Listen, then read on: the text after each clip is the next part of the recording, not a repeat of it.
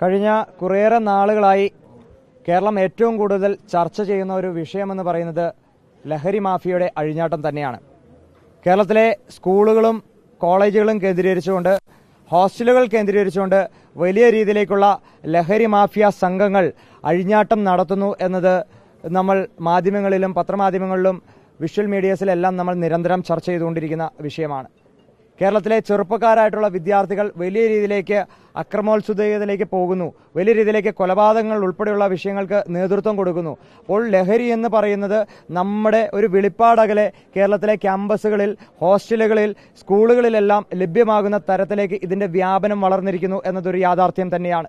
ഈ യാഥാർത്ഥ്യത്തെ ഉൾക്കൊണ്ടുകൊണ്ട് തന്നെയാണ് ഒരു വിദ്യാർത്ഥി സംഘടന എന്ന നിലയിൽ ഞങ്ങൾ നിർവഹിക്കേണ്ട ഉത്തരവാദിത്വം എന്ന് പറയുന്നത് കേരളത്തിലെ ക്യാമ്പസുകളിൽ നിന്നും വിദ്യാർത്ഥികളുടെ ഇടയിൽ നിന്നും ഇത്തരത്തിലുള്ള ലഹരി പദാർത്ഥങ്ങളെ ഇല്ലായ്മ ചെയ്യാൻ, ലഹരി മാഫിയെ ഇല്ലായ്മ ചെയ്യാനുള്ള ഒരു വലിയ പോരാട്ടങ്ങൾക്ക് നേതൃത്വം കൊടുക്കേണ്ടത് ഒരു വിദ്യാർത്ഥി സംഘടന എന്ന നിലയിൽ ഞങ്ങളുടെ ഉത്തരവാദിത്തമാണ്, യാഥാർത്ഥ്യം ഞങ്ങളുടെ കടമയാണ്. അതുകൊണ്ട് തന്നെയാണ് സംസ്ഥാന KSU കമ്മിറ്റി ഈ മാസം 11-ാം തീയതി കാസർഗോഡ് നിന്നും ക്യാമ്പസ് ജാഗരൺ യാത്ര എന്ന തരത്തിലേക്ക് ഒരു യാത്രയ്ക്ക് തുടക്കം കുറിച്ചത്. ഇന്ന് 8ാമത്തെ ജില്ലയായ എറണാകുളം ജില്ലയിൽ എത്തുമ്പോൾ നമ്മൾ കേൾക്കുന്ന വാർത്ത എന്ന് പറയുന്നത് നമ്മളെല്ലാവരെയും ഭീതിപ്പെടുത്തുന്നതാണ്. ഒരു കോളേജിന്റെ ഹോസ്റ്റലിൽ നിന്ന് വലിയ തോതിലേക്കുള്ള കഞ്ചാവ് ഉൾപ്പെടെയുള്ള ലഹരി വസ്തുക്കൾ ലഭിക്കുന്നു. എന്നിട്ട് നിമിഷ നേരങ്ങൾക്കകം തന്നെ അവർക്ക് ജാമ്യം ലഭിക്കുന്നു.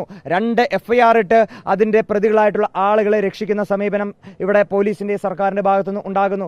അവരെ സ്റ്റേഷനിൽ നിന്ന് വിളിച്ചിറക്കിക്കൊണ്ടുവരുന്നത് SFIയുടെ ഔദ്യോഗികമായിട്ടുള്ള നേതൃത്വം, ഏരിയ കമ്മിറ്റി നേതാക്കന്മാർ ഉൾപ്പെടെയുള്ള ആളുകളാണ്. ഞങ്ങൾ ഈ ജാഥ തുടങ്ങിയപ്പോൾ കേരളീയത്തിലെ പൊതുസമൂഹത്തോടും കേരളത്തിന്റെ ക്യാമ്പസിലെ വിദ്യാർത്ഥികളോടും ഞങ്ങൾ പറഞ്ഞത്, ഈ ലഹരിയുടെ വിഷയത്തിൽ നമുക്ക് രാഷ്ട്രീയം കലർത്തേണ്ടതില്ല. ഇതിൽ കക്ഷി രാഷ്ട്രീയപരമായി അങ്ങോട്ടും ഇങ്ങോട്ടും പഴിചാരേണ്ടുന്ന ഒരു വിഷയമല്ല. അതിന് നമ്മൾ പ്രതീക്ഷിക്കുന്നതിനും അപ്പുറമുള്ള തരത്തിലേക്ക് കേരളത്തിലെ ക്യാമ്പസുകളിൽ വിദ്യാർത്ഥികളുടെ ഇടയിലേക്ക് ലഹരി മാഫിയ പടർന്ന് പന്തലിച്ചിരിക്കുന്നു എന്നതൊരു യാഥാർത്ഥ്യമാണ്. കഴിഞ്ഞ കുറേയേറെ നാളുകളായി സർക്കാർ നിഷ്ക്രിയരായിട്ട് നോക്കി നിൽക്കുകയാണ്. ഇവിടുത്തെ ലഹരി മാഫിയെ കടിഞ്ഞാണിടാൻ സർക്കാരിന് സാധിക്കുന്നില്ല. രാസലഹരികൾ സുലഭമായി നമ്മുടെ വിദ്യാർത്ഥികൾക്ക് ലഭിക്കുന്നു. നമ്മുടെ വിദ്യാർത്ഥികളുടെ ഞരമ്പുകളിലൂടെ ഒഴുകുന്നത് നമ്മൾക്ക് ഭയാനകമായിട്ടുള്ള തരത്തിലേക്കുള്ള രാസലഹരികളാണ്. അപ്പോൾ ഈ മാഫിയെ കടിഞ്ഞാണിടുക, ഇത് 1-2 ആളുകളെ ഇതിന്റെ പ്രതികളായി പിടിക്കുന്നത് കൊണ്ട് മാത്രം ഇതിന്റെ അന്വേഷണം അവസാനിപ്പിക്കുകയല്ല വേണ്ടത്.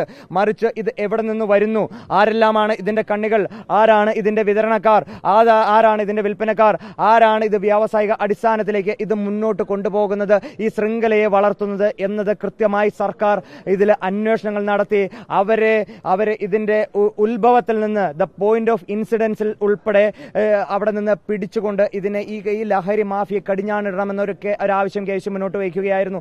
ഞങ്ങൾ ജാഥ തുടങ്ങിയ ഘട്ടം മുതൽ കേരളത്തിലെ സർക്കാരിന്റെ അടുത്ത് പറയുന്നു, ലഹരി വിരുദ്ധ പോരാട്ടങ്ങൾക്ക്, സർക്കാർ നടക്കുന്ന ഏത് ഉദ്യമങ്ങൾക്കും കലവറയില്ലാത്ത പിന്തുണയാണ് സംസ്ഥാന KSU കമ്മിറ്റി ഉറപ്പുവരുത്തുന്നത്.